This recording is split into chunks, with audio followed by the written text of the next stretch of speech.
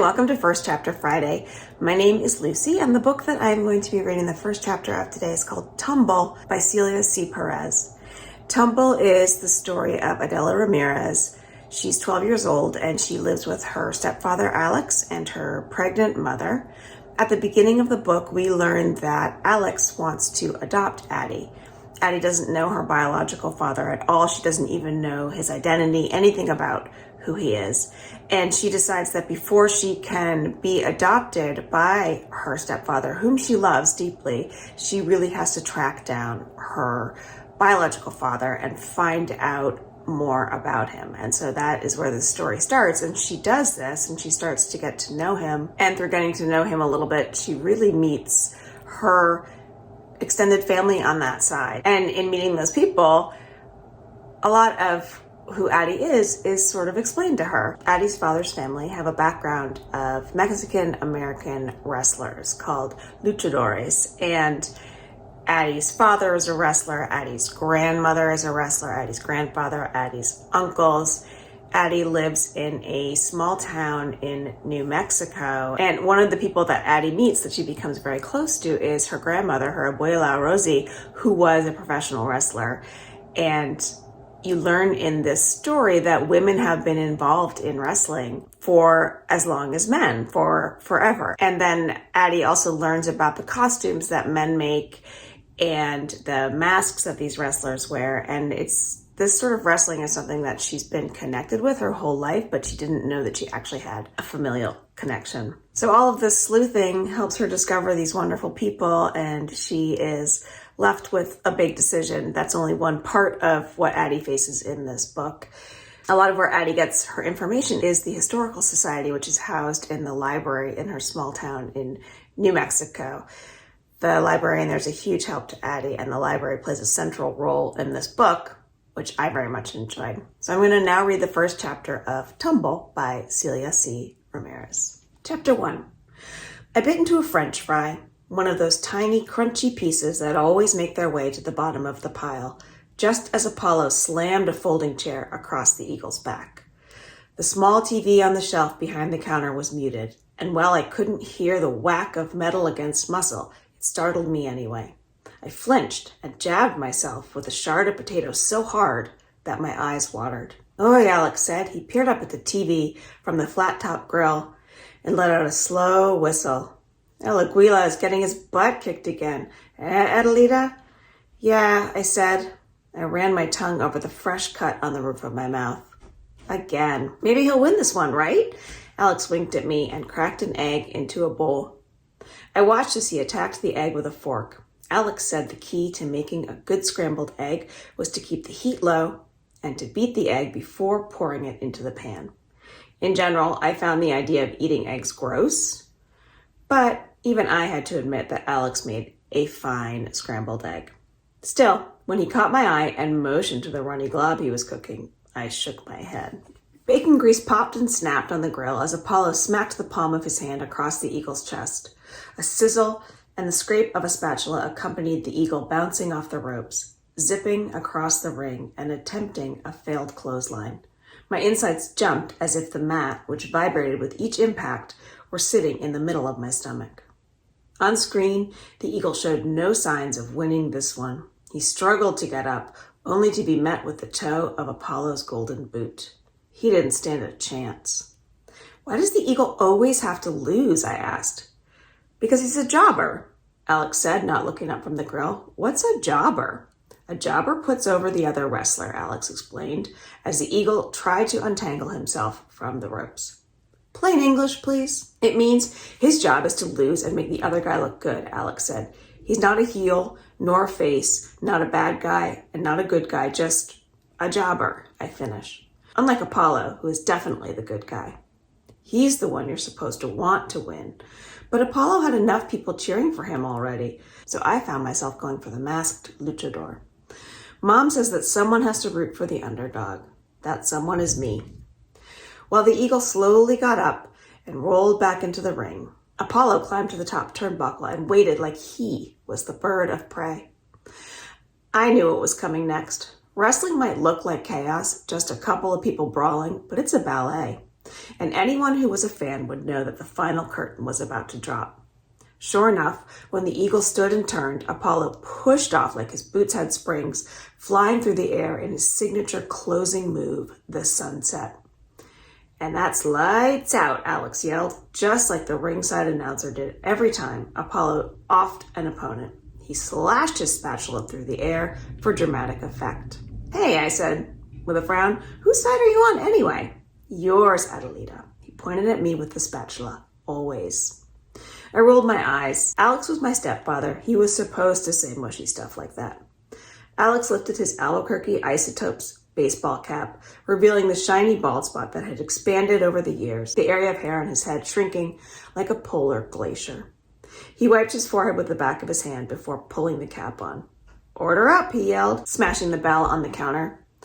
On the TV screen, the eagle lay motionless in the ring. "Get up, get up, get up." I thought the words so hard, I was giving myself a headache. The referee dropped down next to the wrestlers and started the count. 1, he slapped his hand against the mat. "Get up." 2, the crowd was counting along with him now. "Get up." 3, the bell rang, signaling the end of the match. Apollo stood and pumped his fists in victory, while the audience cheered and whistled in appreciation. In the grainy image, I could see the eagle's belly rise and fall with each heavy breath like a ball of unbaked dough. He rolled over on his side, and the camera zoomed in on him. His spotted gold and brown mask was slightly twisted. Something about the way the mouth and eye holes didn't line up with his face made me feel sad for him. He looked like a helpless little kid who needed an adult to fix his costume. I wanted to reach through the TV and straighten him out. I slumped on my stool, feeling like I'd lost too.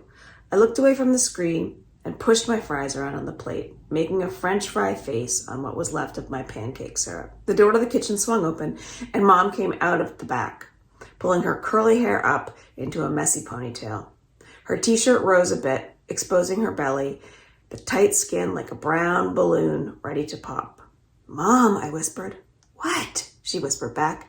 I widened my eyes in the direction of her midsection.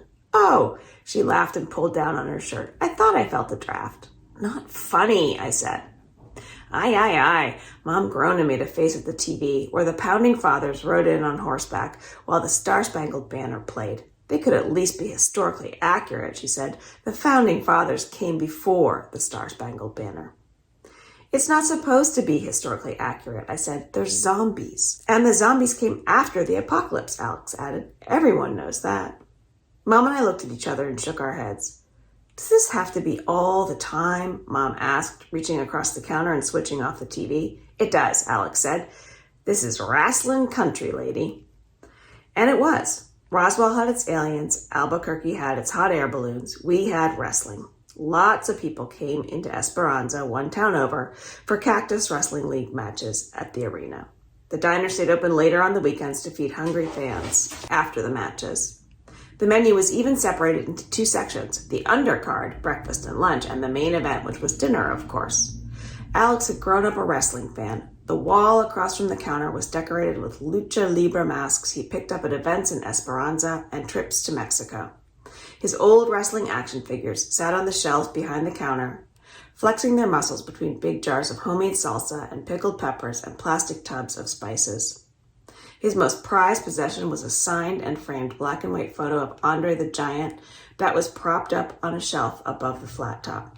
Next to it was a color photo of Alex as a little boy standing next to the 7'4" wrestler who had visited the diner after an event in Esperanza. On the other side of the signed photo was an Andre the Giant action figure. The whole thing was a shrine to his favorite wrestler.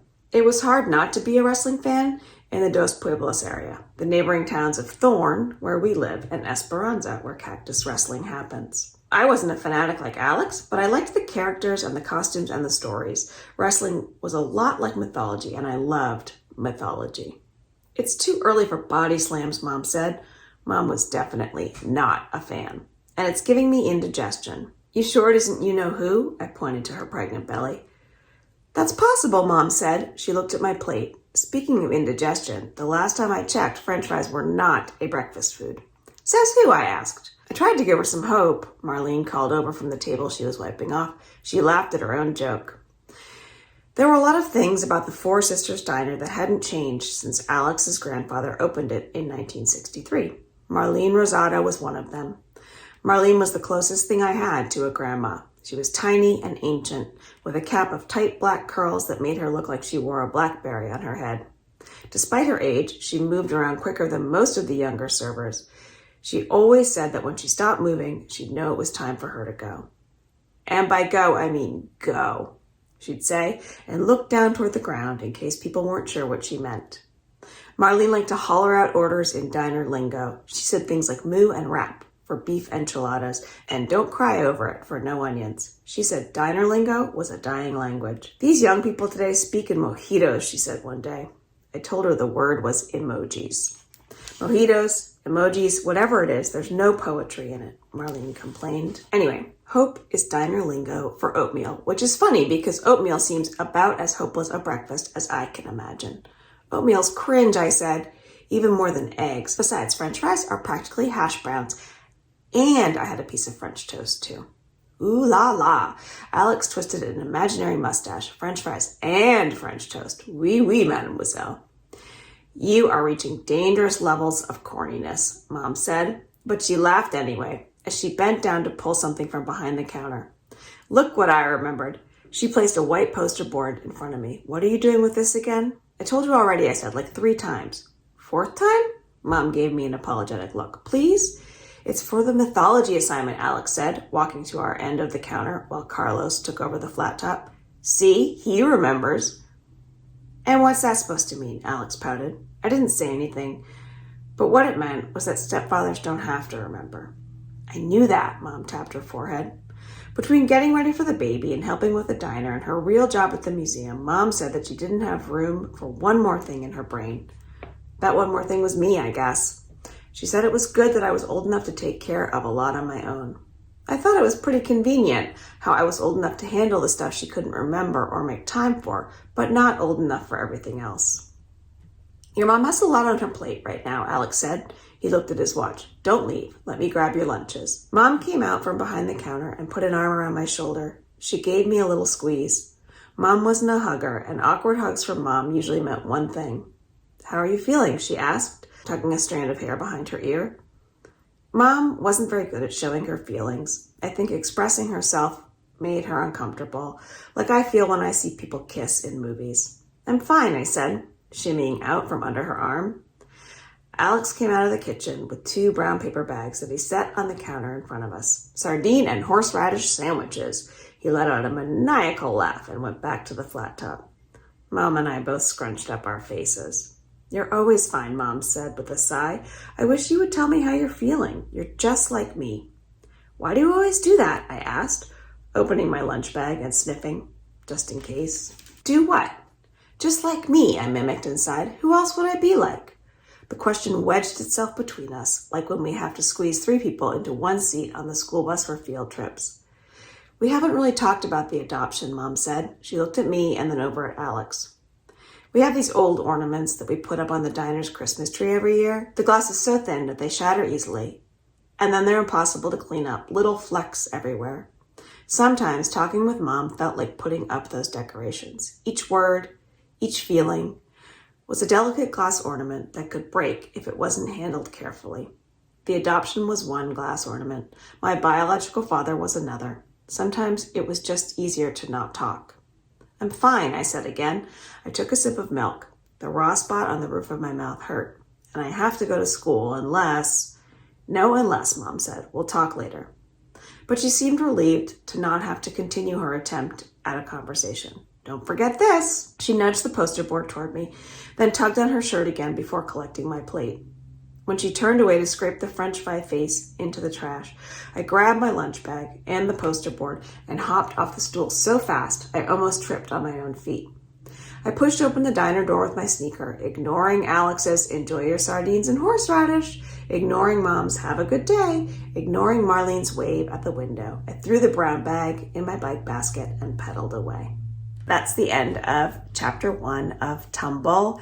I hope you can hear from that chapter how well written this book is. That's one of the things that I really enjoyed about it. It is also full of great characters, We have Addie and her stepfather Alex and her mother, who are all unique and different. Marlene, who works in the diner, is a wonderful character.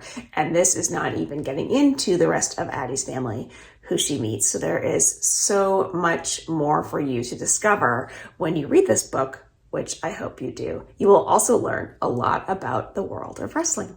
That is Tumble by Celia C. Perez. Thanks for joining me.